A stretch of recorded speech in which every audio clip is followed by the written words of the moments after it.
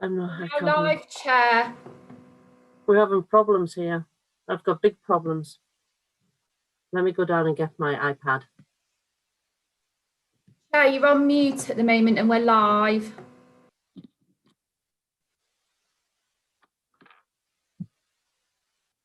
Can't hear you, Chair. And I can't hear anybody. Chair, oh, that's it. There we are. Right. Councillor Ranson, could you mute yourself too, please? Thank you. Right. Welcome to this virtual meeting of the Plans Committee for Charnwood Borough Council. So good evening, everybody. Please note that this virtual meeting is being live streamed and recorded, and the recording will be made available on the Council's website following the meeting. Under the openness of local government body regulations, people may film or record this meeting, and this is outside the Council's control. However, people wishing to film or record the meeting should do so in a way that does not disrupt the business of the meeting. Also, so that the meeting is not disturbed, could I ask everyone present to please turn off your mobile phones or switch them to silent and ensure that your environment is distraction-free. In addition, please turn off or move smart speakers, Alexa, Siri, Cortana, etc., as these record conversations, and this could be a breach of GDPR. As you know by now, members will need to introduce themselves and state their name and confirm they can hear and see the proceedings. And we will be using the raise hand feature in the participant section of the Zoom software to speak, and will be allowed to do so in a queue system. Voting will be undertaken by roll call of all present in alphabetical order. Each member will state their name and how they wish to vote, for, against, or abstain. Voting will be, and speakers will be called forward at the appropriate time by the chair, and their microphone will be unmuted by the host. Speakers have 5 minutes each, and they will be timed by the co-host. When you have 1 minute of time remaining, you will be advised, and the co-host will mute you at the end of your 5 minutes. If there are any technical problems with outside speakers presenting, then I will read out the speaker's statement of the ones that have been sent to me in advance of the meeting. So I'm now going to confirm those who are present. So in alphabetical order, Councillor Bentley. Yes, present, Chair. Councillor Camsell.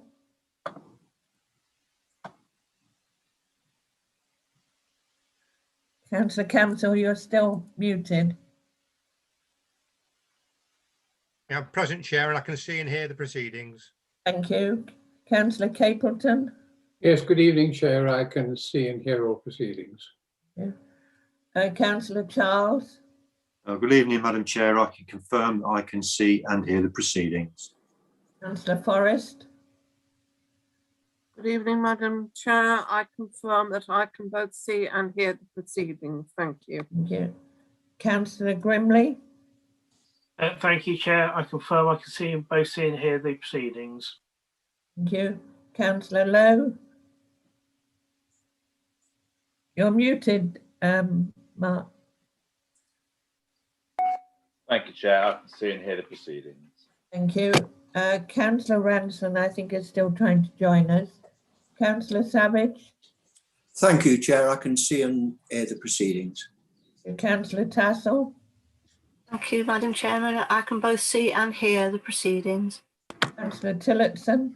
Thank you, Chair. Yes, I can see and hear proceedings. And Councillor Ward. I think she was also having problems joining us.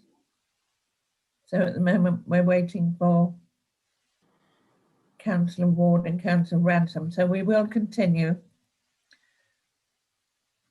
Right. Councillor Ranson should be joining now, Chair. Thank you. And my name is Hilary Fryer and I'm the chair of this meeting, and I will be sharing the meeting with the Vice Chair, Councillor Bentley. So I'll just carry on because Councillor Ransom, can you hear us? I can hear, but I can't see anybody. Okay, so I can hear the proceedings going on. Right, we'll take advice on that afterwards, after I've done the next bit. Councillor Ward. I'm in, Chair. Councillor Ward? No. Right, Councillor Ransom, if you could mute yourself, please. I will mute myself. I can see you all and hear. Good. Right, and the officers in attendance is Richard Bennett, who's head of planning and regeneration. Good evening, Chair. I can see and hear the proceedings. Thank you. Lewis Marshall. Good afternoon, Chair. Yes, I can see and hear the proceedings. Catherine Harrison, who's our legal advisor. Thank you, Chair. I can see and hear proceedings too.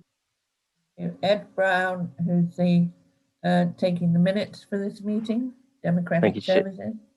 Thank you, Chair. I can see and hear proceedings.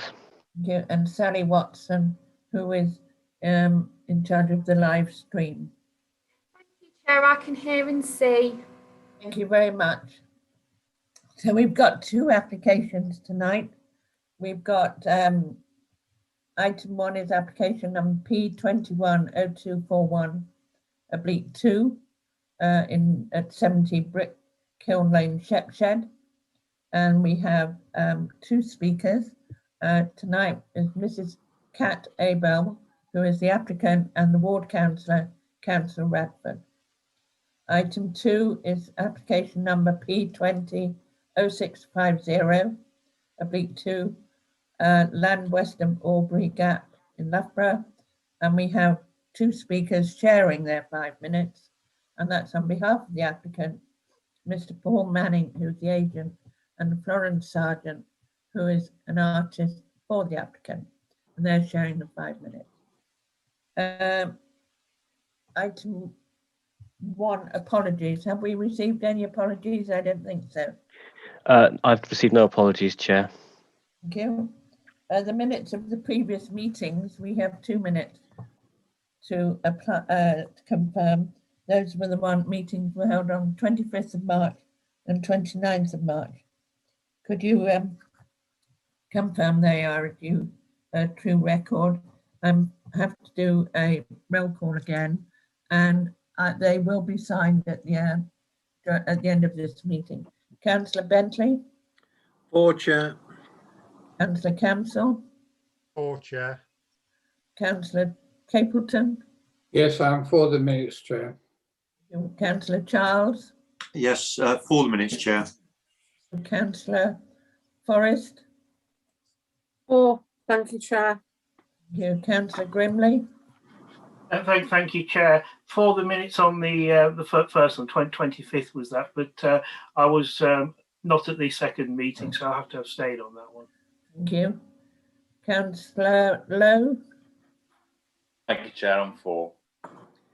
Councillor Ranson? Thank you, Chair. I'm for. And could you just confirm, Councillor Ranson, you can now see and hear us? And here, I can see and hear everybody's face. I see everybody's face and hear you all. Thank you very much. Councillor Savage? For the chair, thank you. Councillor Tassell? All the minutes, Madam Chairman. Yeah, Councillor Tillotson?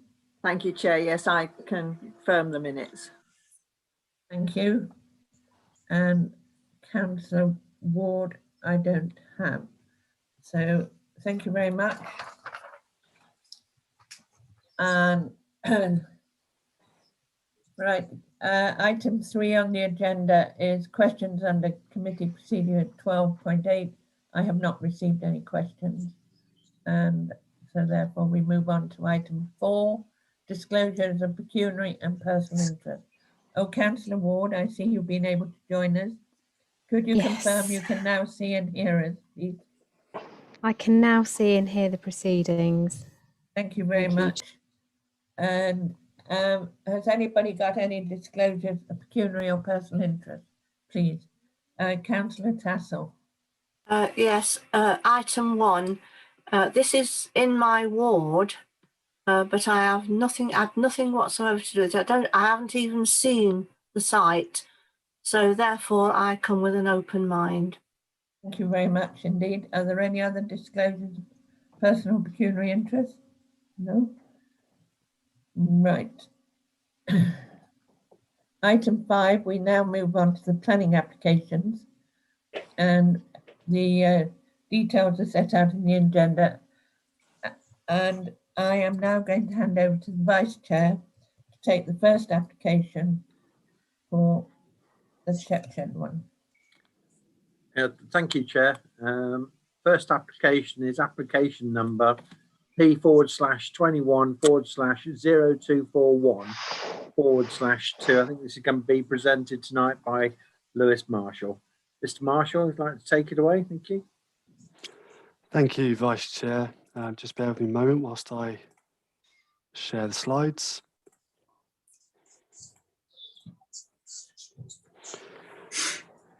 So for item 1 of the agenda, we are in Shepshed and the application seeks planning permission for an ancillary building within the garden of number 70 Brickcombe Lane, Shepshed. The application is part retrospective as the development is already underway but not yet complete. The site is shown on the plan indicated in red and is located on Brickcombe Lane, which is to the southern edge of Shepshed, south of the A512. The site is irregular in shape as it includes the house that fronts Brickcombe Lane but is served by an access to the north which runs to the rear of the adjoining properties at 66 and 68 Brickcombe Lane. Immediately to the south there is 70A Brickcombe Lane, which is a more recently constructed detached property, and to the west there is a group of 4 recently constructed detached 1.5-storey dwellings. It's worth noting that the limits to development as defined by Safe Policy ST2 includes the main house but excludes part of the garden where the garage is situated, and therefore in terms of planning policy, the site is within the countryside, albeit surrounded by existing built development. So this is an aerial photograph of the site, which shows the site and the surrounding context more clearly. So you can see the group of 4 properties fronting Brickcombe Lane, including the application site, all benefit from long rear gardens. And the application site itself has a large area of hard standing to the rear, which obviously is accessed by that track to the north.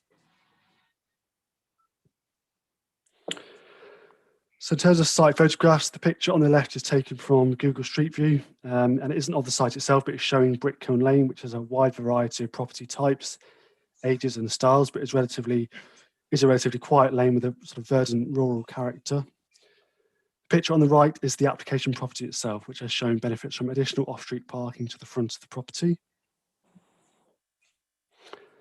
And then moving to the rear of the site, the image on the left shows the access track that serves the property. And you can see the larger, more recently constructed houses beyond the fence on the left-hand side. And the image to the right is taken from a similar position, but looking back towards the main house, which forms part of the application site, and number 70A Brickcombe Lane, which is to the south of the application site. And then, of course, the outbuilding itself, which is situated on the right-hand side of the image. And then moving slightly further into the site itself, the image on the left shows the side elevation of the outbuilding, set behind what is the parking area for 2 cars, and features a small window that would serve a WC. And then the image on the right is taken from the same position, but looking to the rear boundary, which is defined by the large fence shared with the 1.5-storey properties situated to the west. And then finally, these images are taken from within the garden of the application site and looking towards the outbuilding and the elevation that contains the openings that face back to the main house. And then the image on the right shows the retained space for vehicle parking. So in terms of what that all looks like on plan, this is the site plan showing the position of the building to the end of the rear garden in relation to the plot boundaries and the surrounding properties. It's worth pointing out that the position, footprint and basic shape of the building is as per the approved garage building granted consent in 2016, with the roof sloping down towards the southern boundary, albeit the ridge height of the application building is 42 centimetres taller than the previously approved garage building. In terms of the elevations and floor plans, the applicant has a desire to use the building as ancillary accommodation to the main house for use as a home office, studio and games room with storage space above. The building measures 2.37 metres to the eaves and 5.79 metres to the ridge and is constructed of face and bricks. As you can see on the elevation and as you can see on the photographs, there is a window in the first floor which faces the main house, but as set out on page 18 of the report, officers are recommending that this window be obscure glazed and non-opening to protect the privacy of surrounding neighbouring properties. And furthermore, a condition is also recommended that requires the building only be used in association with the main dwelling and for no other purposes. Now, just for members' reference, this slide shows the elevations of the approved or the previously approved garage building from 2016, which, as I said, is slightly smaller in ridge height at 5.37 metres than the proposed scheme, but it does have a slightly higher eaves height of 2.57 metres. So in terms of key issues, as members will be aware, the applications need to be determined in accordance with the development plan, unless material considerations indicate otherwise. In terms of the principle of development, the application seeks permission to retain and complete an ancillary residential outbuilding within the curtilage of an existing residential property. And despite the position of the building being located just outside the limits to development, there are no policies that restrict this form of development in principle. In terms of its design and impact on the character of the area, the site is surrounded by existing residential development, and the proposal is of a scale and form that does not result in an incongruous feature that would harm the wider landscape or street scene. The positioning and scale of the building has been assessed against the guidance in the design SPD in respect of the amenity of surrounding neighbouring properties, and subject to conditions would not result in harm in terms of loss of light, sunlight, privacy or outlook. And finally, the application site provides for at least 3 retained parking spaces to serve the main house and therefore remains in accordance with policy TR18 of the Save Local Plan and would not result in any impact on the safe functioning of the highway. The application is therefore recommended for approval as set out in the report. Thank you, Chair. Thank you, Mr. Marshall. We have 2 speakers on this. We have the applicant, Kat Abel, and the ward councillor, Councillor Radford. If I can call on Kat Abel to speak first. Are you there and available? Just bringing her in now. Thank you, Mr. Brown. Hello, can you hear me? Yes, can hear you well. You have 5 minutes to speak. So as soon as you start, that's when the 5 minutes starts from. When 4 minutes is up, Ed Brown will indicate to you you have 1 minute remaining if you need it. So whenever you're ready. Thank you. Good afternoon, Chair, Vice Chair and committee members, and thank you for the opportunity to speak to you today. My name is Catherine Abel and myself and my husband are the owners of 70 Brickkiln Lane. When we purchased the property in July 2018, we also inherited planning permission for a double garage as previously approved in 2016 as part of application P/15/2583/2. Our intention was always to build a double garage. However, the current COVID-19 pandemic has forced us to rethink what will be more use to our family going forward. The current structure has been built to the exact same length and width as previously approved on application P/15/2583/2. It is also built in the exact location as previously approved, running along the boundary fence with 70A. The height of the building stands at 5.79 metres. This is 0.42 metres higher than the previously approved height, and a consequence of our own inexperience and lack of knowledge when ordering the roof trusses. While we acknowledge that this is our error and apologise for the mistake, we hope that the committee can see that even with the extra height, the building still meets all policies as outlined in the planning officer's report. I know Councillor Radford has voiced concerns over what the building will be used for. So to summarise, the main uses will be as follows. Number one, a home office. Due to COVID-19 and social distancing restrictions, my husband is having to work from home more frequently. As the director of a small business, it is essential that he can work undisturbed, which is difficult in our house with 3 young children around. Number two, a photography studio. I am a keen photographer and will be using the building as storage for all of my photography and editing equipment. Number three, a home gym. Our 2 eldest children are both currently following the British Gymnastics elite training pathway. This means that they are training and competing, when restrictions allow, to the highest possible standard for their age. They are expected to follow strength and conditioning programs on the days they aren't physically in the gymnasium, and this building will allow them the space they need to do this safely from home. Number four, occasional overnight accommodation. My parents are based in South London, and we will use the building as overnight accommodation when they visit, as and when restrictions allow. This has become even more important as my mother has recently been diagnosed with Alzheimer's. Number five, the first floor, which will be accessed by a loft hatch and drop-down ladder, will be used purely for storage purposes. We have no loft space in our house, and as a family of 5, the need for storage is essential. Hopefully, you can see from our intended use of the building that noise will not be a problem.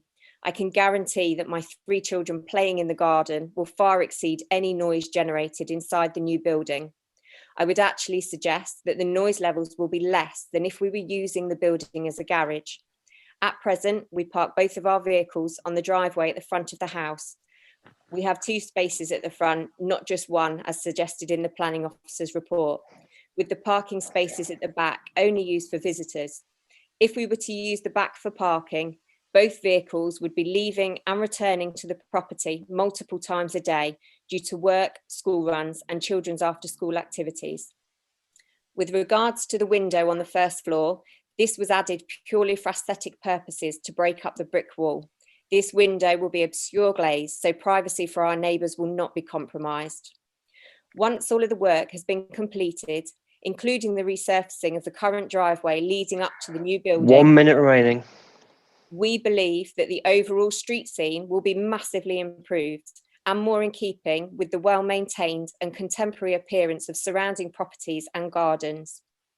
Thank you very much for allowing me to present my evidence today regarding our planning application. Thank you very much. That's very well done. Thank you. If we can now call on the ward councillor, Councillor Radford, please. Bear with me, Chair. Just bring her in.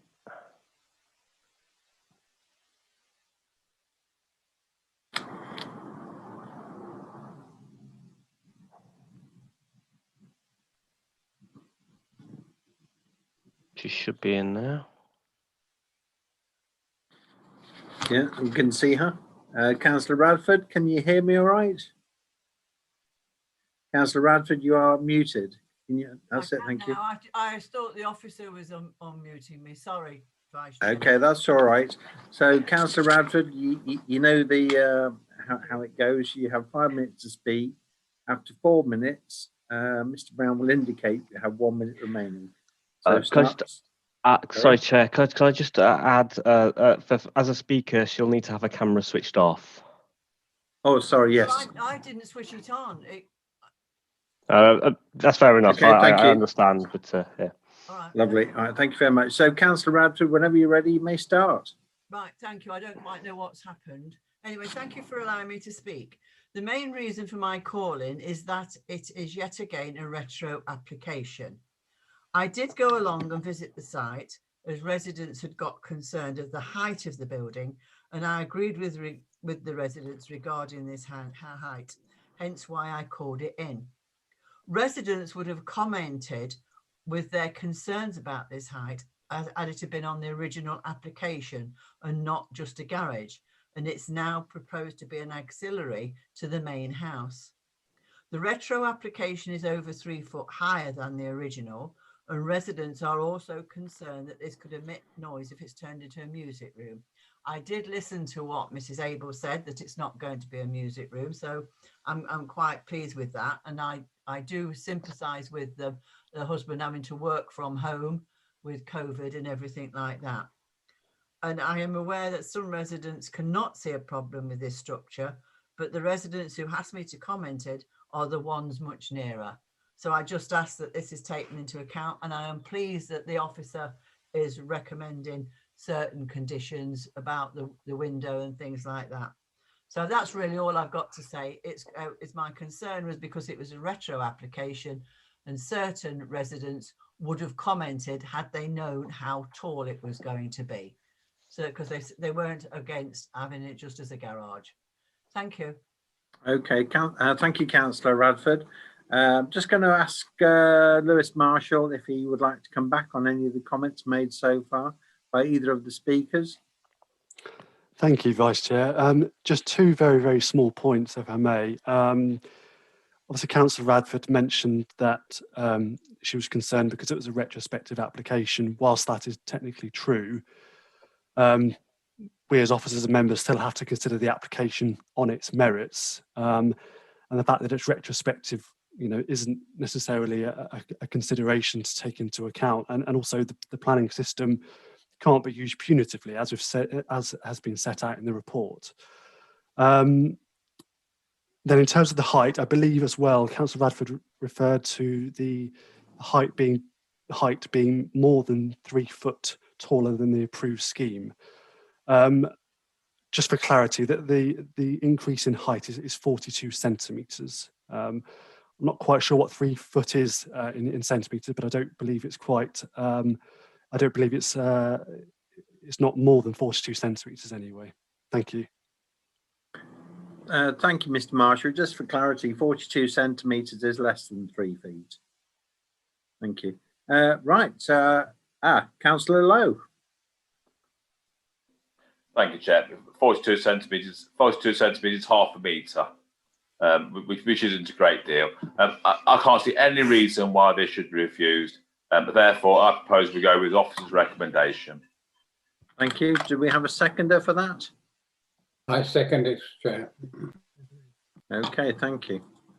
Does anybody else wish to speak on this application? No? So I do see a hand up. Councillor Forrest. Councillor Forrest. Thank you, Councillor Bentley.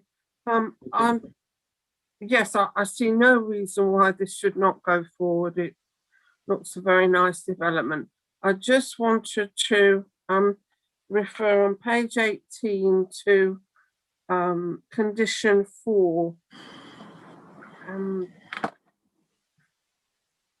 The garage building hereby permitted shall be used only as ancillary and incidental accommodation in association with number 70 Brickhill Lane, Shropshire, and shall not be used for any other purposes.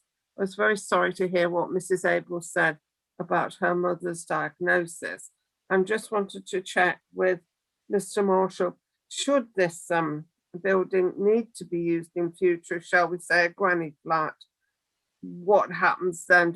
Would it have to come back to committee, or would it be officers' delegation? Mr. Marshall, would you like to come back on that, please? Thank you, Vice Chair. Effectively, the outbuilding that's being proposed is effectively an annex, but it's not a self-contained annex because it's not served by facilities such as a kitchen, shower room, bathroom, etc. So if the applicant wanted to put a bed in there to be used as a temporary bedroom, that wouldn't necessarily be a deviation from what we're considering tonight and wouldn't require any further permission. But if they wanted to install a new kitchen, bathroom, and effectively make it into a self-contained annex, that would deviate from the permission, and in my view would require a further submission of a planning application. Thank you, Mr. Marshall. Does that clear up that point for you, Councillor Forrest? Absolutely. Thank you for that, Councillor Bentley. Yes. Thank you very much. Okay, I don't see any other hands up. So it's been proposed by Councillor Lowe, seconded by Councillor Capleton. I'm going to do a roll call of names. If you could indicate for me, please, whether you're for, against, or abstain. I'm going to start off with Councillor Council. For, Chair. Okay, thank you. Councillor Capleton. In favour, Chair. Thank you. Councillor Charles. For the application, Chair. Thank you. Councillor Forrest. For the application. Thank you. Councillor Fryer. For the application. Thank you. Councillor Grimley. Thank you, Chair, for the application. Thank you. Councillor Lowe. For, Chair. Thank you. Councillor Ransom. For, Chair. Thank you. Councillor Savage. Councillor Savage, are you for? Against? or Sorry, abstain? for chair, sorry. Thank you. Councillor Tassell. For, Chair. Thank you. Councillor Tillotson. Thank you, Chair. For. Thank you. Councillor Ward. Yes, Chair. For. Thank you. And I'm also for. So I make that 13 for, no against and no abstentions. Can I just ask Ms Harrison to just confirm those figures, please? Yes, thank you, Chair. That was a unanimous vote in favour of the proposition. So 13 for, none against and no abstentions. Thank you very much. Okay, thank you. I'm now going to return the meeting to the chair, Councillor Pryor. Councillor Pryor, the meeting is all yours. Thank you very much. Thank you very much, Councillor Bentley. Councillor Forrest, could I ask you to put your hand down, please? Just so that it doesn't get muddled up. Thank you. Right, we're now moving on to item 2, which is application number P200650/2, Future Generation Limited, land west of Ormbury Gap, Loughborough, LE111BG. And the presentation again is through Mr. Marshall, please. Thank you, Chair.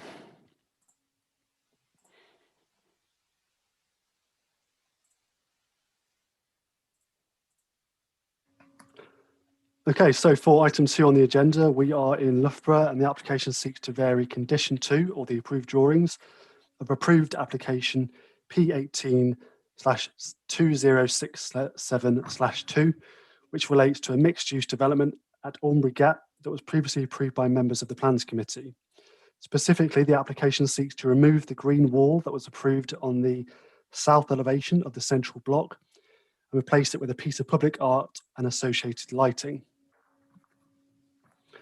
So in terms of the site, it is located on the edge of the town centre with a satellite image on the right there showing the site marked in red and its location within the context of the town centre, and the image on the left showing the site in more detail.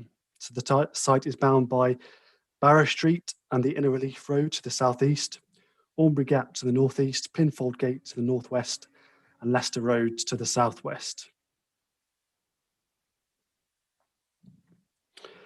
So the development is underway, and as shown by the photographs here, with the picture on the left-hand side taken from Southfield Road in front of the council offices, and the image on the right taken from Leicester Road, and the building which is currently enclosed by scaffolding, there, which you can see there on the right-hand side, is the central courtyard block, which is effectively subject to this application and would feature the artwork proposed if approved. And then again, this is another a picture taken from Leicester Road, directly facing the block, and the flank elevations that would show the artwork, which would sit within panels either side of the central section of glazing you can see there. And then in the foreground, you can see the outdoor seating area that serves the Phantom Public House. So for context, this is the approved layout plan of the site, which features perimeter blocks facing out towards the surrounding roads, and then the central courtyard block situated in the middle with the red hatched area there showing the location of the elevation that would contain the artwork if approved. Just so members are aware, this is the approved Leicester Road elevation plan, which shows the green wall located there on the central block. As set out in the report, the applicant has justified the proposed removal of the green wall, approved as part of the original application on account of the fire risk posed and the implications this would have for the delivery of the project. And then this shows the proposed elevation with the position and scale of the proposed artwork shown there, which would be lit by lighting at the top and bottom of the panels. And then this slide shows the proposed artwork in more detail. The artist is due to speak in support of the application shortly and will explain the rationale behind the piece. But in terms of planning matters for members to consider, the design SPD provides guidance when considering public artwork and states that the best public artwork is reflective of local context, easy to maintain, designed to minimise risk from vandalism, is safe to passers-by, and it is illuminated at night. In terms of the artwork itself, it is to be a digitally printed image on a single piece of UV-treated vinyl set within a frame and 2 recessed panels of which the surrounding facade will act as a frame for the artwork. In terms of the longevity of the artwork, the manufacturer expects the material to remain in good condition for up to 7 years, and therefore the artwork will need to be replaced periodically, and officers have recommended a condition in order to secure this. These are just some additional 3D images that the applicant has provided to support the application, which shows the scale of the artwork in context with the surrounding area and gives a better understanding of how it would look from different vantage points along Leicester Road. So in terms of key issues for members to consider, it is considered that the removal of the green wall from the approved plans is acceptable in principle, on the basis that the replacement public art scheme would not materially diminish the quality of the approved development overall, and the scheme continues to comply with key design policies CS2, EV1, and the guidance contained within the design SPD. In terms of highway safety, the lighting scheme is recommended to be conditioned to ensure that it does not exceed the maximum luminance levels recommended by the local highway authority in the interest of highway safety, and subject to such condition, the local highway authority raises no objection. The application is therefore recommended for approval as set out in the report. It's worth just flagging up to members that there are a large number of conditions in the recommendation, and that is because of the nature of the Section 73 application. We will be issuing a new permission that was set alongside the original permission, with the addition of a number of conditions which relate to the public art. Thank you, Chair. Thank you very much, Mr. Marshall. We have 2 speakers, as I say, and they are sharing their 5 minutes. So we have Mr. Paul Manning, who's the agent, and Florence Sargent, who is actually the artist, who is presenting to us tonight. So who's going to speak first? Is it yourself, Florence? No, it's actually Paul.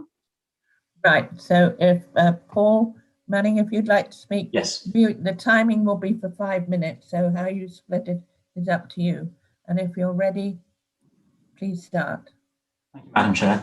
Good evening, Chair and Councillors. Thank you for allowing me to speak this evening. I'm Paul Manning from New Stew Real Estate Advisors, the planning consultant for the applicant of this scheme before you. By way of background, we've worked very closely with your planning colleagues over the past months as we bring this application forward and as the development nears completion, and it has been a truly collaborative process with engagement with the University of Loughborough Art faculty, the ward councillors, as well as the public. As you are sure aware, we're all well aware of the need for safety in development, and it's for this reason that there was a need to remove the approved green wall that was originally consented due to the fire risks. Rather than leave a blank wall, it was decided that a piece of art would similarly activate this flank wall. It should be noted, through other changes to the scheme, however, additional greening is taking place on the roof of the building and elsewhere within the site.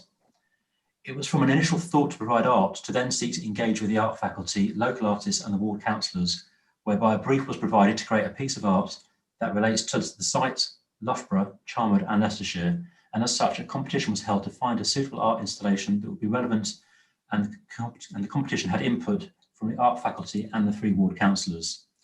There were 3 shortlisted artists, all of which were judged and assessed. And you will note from the committee report that Councillor Draycott raised a number of issues and questions, all of which have been addressed through correspondence with the planning department and with further detail on the artwork being provided and where relevant planning conditions proposed, as Lewis Marshall has already highlighted. Councillor Draycott also notes and accepts the justification for the loss of the green wall, as does the planning officer. Councillor Bocker also highlighted her support for the application and noted the partnership working between the council, community and the developer. Before I pass over to Florence, the winning artist, it's worth noting that the other pieces of the art that were all judged will also be placed within the reception areas of the development, so will be visible to all those who visit and live in the scheme. So now passing over to Florence. Hi everyone, I'm Flo and I'm a final year textile design student at Loughborough University, and I designed the artwork for the building. I'm so proud of this piece and beyond excited to be given the opportunity to create a saturated and fun design that will energise passers-by and bring colour to the community. I've lived here for 4 years now and have been able to experience and be part of this uniquely social and diverse town. The sense of pride shared by the residents of Loughborough is something I strongly wanted to convey through the artwork. The proposed artwork illustrates the diverse community in Loughborough dancing, socialising and playing games in amongst illustrations of locally found florals in Leicestershire. The artwork also depicts Loughborough's environment in the River Soar running across the top of the panels. Other elements include an athletics track which reflects the town's sporting history, whilst the Grand Central Railway and the Bell Foundry act as a nod to the industry which Loughborough has thrived from for centuries. Lastly, a basketball court in the Town Hall Market Square, which to me express once again the bringing together of the community here. These are all elements which form the identity of Loughborough, demonstrating how the town's rich cultural history has shaped its community and is continuing to shape the lives of the future generations that move here and will be living in the building itself. The piece has been created through digital illustration on Illustrator and Photoshop and will be printed onto vinyl or digitally printed canvas.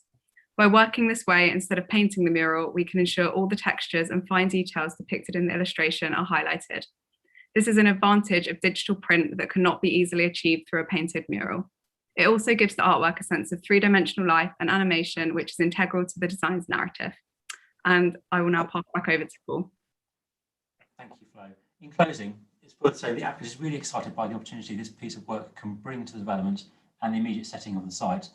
The artwork has been carefully considered and designed and will provide an interesting, active and engaging element to this development and clearly relates to the site and its setting, and we hope will be a positive and lasting talking point on a site which has been vacant for so many years. On behalf of the team, thank you, and we hope that you can and will follow your officer's recommendation to support this proposal and grant permission. 1 minute remaining. Thank you. Grant permission subject to the conditions as proposed. Thank you. Thank you very much indeed. And it's very interesting. Could I before I pass it over to the 4 councillors who've indicated they would like to speak, just for my clarification, Lewis, is that the condition is that condition 21 covers the lifespan of the art and what it hopes to be done. So when if you could just clarify that for me. Yes, certainly, Chair. So as I said during the presentation, the lifespan of the material that the artwork is to be applied to is expected to be no more than 7 years. So the artwork will need to be replaced periodically, and condition 21 requires the artwork to be replaced on a like-for-like basis. So members are approving the artwork itself, as well as the changes to the elevation of the actual building and its fabric. But the condition, you'll notice as well, does also allow for some flexibility for the piece of artwork itself to be changed every 7 years, at which time, if the developer does want to change the piece of artwork through a further competition, as they have done through the course of this application, they can do that, but it would be subject to further consent, and I would expect that would need to come back to the planning committee as well. Thank you. Right, I have so far 4 speakers, and the order that they came up was Councillor Tillotson, followed by Councillor Grimley, followed by Councillor Ward, followed by Councillor Tassell. So Councillor Tillotson.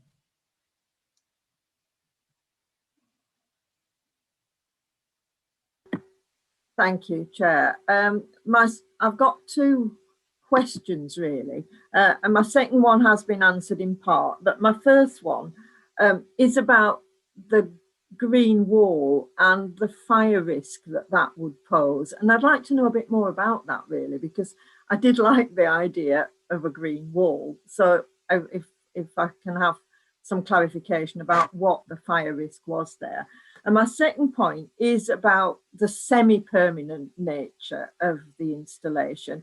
I've no problem with the design. I like the design very much, but I'm concerned that it is only 7 years and what it's going to look like as it deteriorates. And, you know, are we going to have a tatty mess for 2 or 3 years before it's replaced? So I've got concerns about it only being semi-permanent. And as I say, I would have gone on to ask what happens then, but that's been addressed. So those are my 2 questions. Do you want to come on that, back on that now, Lewis? Please? Yes, please. Yes, please, Chair. So yes, in terms of the green wall, yes, it would have been a hugely positive aspect of the approved scheme. But members will be aware of the Grenfell disaster that happened several years ago, which has caused a lot of uncertainty around building regulations and fire safety on buildings that are more than, I think it's 18 metres in height. So that is the justification that's been put forward by the applicant to remove that sort of fire risk from the scheme, essentially. And obviously, we've worked with the applicant to try and come up with an alternative scheme, which equally doesn't diminish the quality of the approved scheme. And I think officers are satisfied that that's the case. Thank you. And what about my second point about what happens as it deteriorates? You know, I'm quite concerned that 7 years is only semi-permanent, isn't it? And is it going to look a mess at some stage? Thank you, Councillor Tillotson.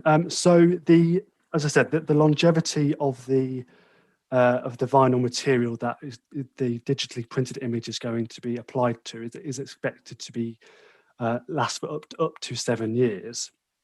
Obviously we can monitor the artwork, and the condition does state that we can require the artwork to be replaced sooner than the 7 years if required. So there will be a degree of monitoring the artwork or monitoring the condition of the artwork over time. Does that answer your question? Okay, yeah, thank you. Councillor Grimley. Thank you, Chair. It is a shame that the green wall is going as part of the original application, but I did work in construction. I fully understand the finifications and changes in regulations that have come out since Grenfell. So I'd just like to propose officer's recommendation on this one. Thank you very much, Councillor Grimley. Councillor Ward.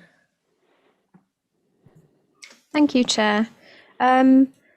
Well, Councillor Tillotson asked one of the questions I was going to ask, which was why the green wall was now considered a health and safety risk. So that's been answered already. I think it's disappointing that wasn't picked up earlier, because I think it wasn't a nice idea, and I think probably expectations were raised on that. But I do understand that further research needs to be done into whether green walls do actually constitute a fire risk or not. And I just wanted to compliment Florence on the artwork, because it really is lovely. And as an alternative, I'm sure it's going to look really nice when it's completed, and it does reflect the community of Loughborough really well. So I look forward to seeing it. So, Councillor Ward, are you seconding Councillor Grimley's proposal? Yes, I'm happy to second, Chair. Thank you very much. I think, Lewis, you might like to clarify. I think the regulations regarding that have come out of the Grenfell tragedy are fairly recent, aren't they? They're not, when we first discussed this application, I don't think the regulations were as, I might be wrong, were different than they are now. Yes, Chair. I believe the Grenfell disaster did occur after this application was approved. I think the report from Grenfell came out after we'd approved it with the recommendations, not the actual fire. So I think that was 7 years ago. Correct. Yes. So it was as a result of that, the regulations were changed after we'd approved this meeting. Right, I now have Councillor Tassell. Thank you, Madam Chair. There's just one thing that's concerning me is, do we know what the fire resistant readings are for this material that the painting is going to be put on? And secondly, the way it's being fitted, it's going to be fitted into a recess, but that to be removed will have to have some form of void at the back of it. And as you know, it was the void at the back of the panelling on the Grenfell Tower that exaggerated the fire itself going up the back of them. I'd like some answers to that, please. But I do think the painting is rather nice. And I do think my other worry is I hope that she's used really good paint and it doesn't fade with the sun, because I do watercolor painting and oil painting, and they do fade with the sun, and I don't know how the sun comes onto that face at all. Mr. Bennett, Richard Bennett, you wanted to come in? You're muted, Richard. First one of the day, Chair. Apologies. Yeah, I think the thing to say about this is that the fire resistance of this material falls under a different regulatory regime under the building regulations, and it isn't within the control of the local planning authority. I don't actually know what the fire rating is of the medium that this image is painted onto, but the applicants will need to satisfy building control that the material is within, the approved rating for its application on the side of the building. So as I say, it's outside of the scope of the planning authority. Thank you. Thank you very much, Ms. Bennett. Miss Councillor Tillotson and Councillor Grimley, your hands are still up. Did you want to speak again? No? Well, we have a proposer by Councillor Grimley. Oh, sorry, Mr. Marshall, you wanted to come back. Thank you, Chair. Just a very small point on the recommendation. Can I just propose a slight amendment to the recommendation, because there is as I've set out in the conclusion section, in the final paragraph of the conclusion, there is a section 106 obligation related to this site, which haven't all been discharged as yet. So to ensure that those obligations are continued with any new consent granted by virtue of this application, can I just recommend that as part of recommendation A, that we include the continuation of those obligations within the section 106 agreement? Councillor Grimley and Councillor Ward, are you happy with that? I'm happy with that, Chair. Thank you very much. Yes, Chair, that's fine. Thank you. So it's been proposed and seconded, and I'll now go to the vote. Councillor Bentley. For, Chair. Councillor Campbell. Chair. Sorry? For. Thank you. Councillor Capleton. For, Chair. Councillor Charles. For, Chair. Councillor Forrest. I'm for, Chair, thank you. Councillor Grimley. For, Chair. Councillor Lowe. For, Chair. Councillor Ranson. For, Chair. Councillor Savage. For, Chair. Councillor Tassell. For, Chair. Councillor Tillotson. Thank you, Chair. I'm going to abstain. Councillor Ward. For, Chair. Thank you. And I am for it as well, so I make that 12 for and 1 abstention. If Ms. Harrison could confirm. Yes, thank you, Chair. I agree with you. It is a vote in favour of the proposition, which was as set out in the in the officer's report with the amendment suggested by Mr Marshall to include continuity of Section 106 obligations, and the vote was 12 for and 1 abstention, and no one voted. Thank you very against. much.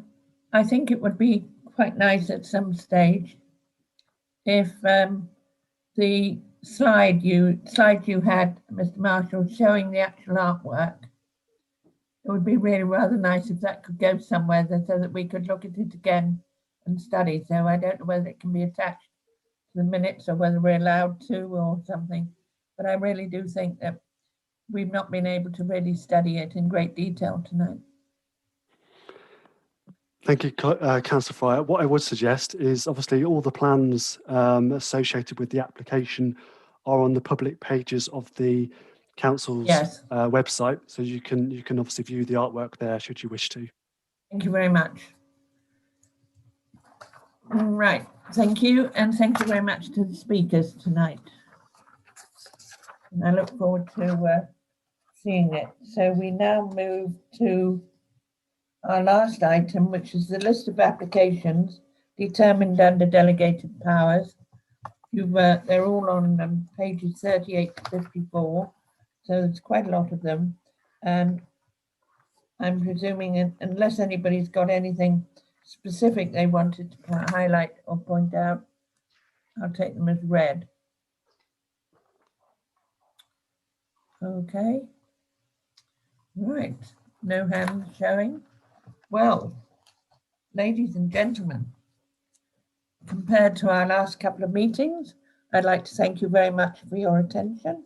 And our next planned meeting is on the 20th of May. Enjoy your evening.